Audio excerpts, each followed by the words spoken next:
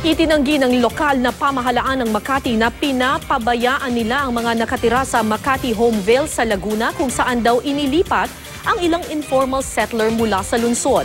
Naging kontrobersyal ang Homeville dahil umano sa overpricing.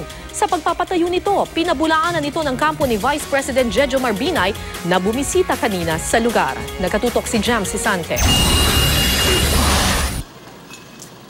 Nagtungo sa Makati Homeville sa Calauan, Laguna si Vice President Jejomar Binay 3 araw mula nang akusahan siya sa pagdinig sa Senado ng pagbulsa umano ng milyon-milyong piso mula sa naturang housing project. Wala akong sinabi mula sa call na hindi nagkatungga. Papasalamat lang ako na hindi ito umatras na magsabi ng totoo, no? Hindi katulad ng mga kasinungaling ang sinasabi doon sa Senado, no? Wala pang tugon dito ang Senado. Ilang minuto lang na natili si Binay sa Homeville.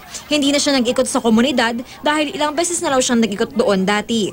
Taong 2009 nang ilipat mula sa Makati patungong Homeville ang mga informal settler at ilang dating taga Bliss Housing Project na ngayon Friendship Suites na.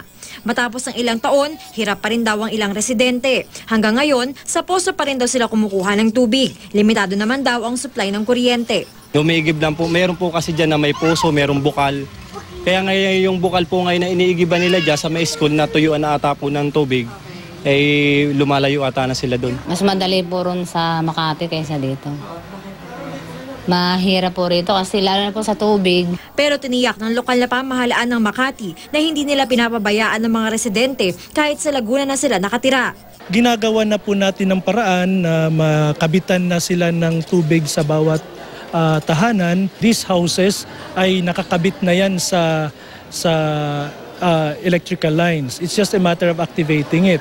Pero ang pag-activate nun, sila na po yun because they have to pay the activation fee. Ayon kay Joey Salgado ng Makati Public Information Office, hindi galing sa Bliss Housing Project ang mga inilipat sa Calauan, kundi mga informal settlers sa danger zone lamang.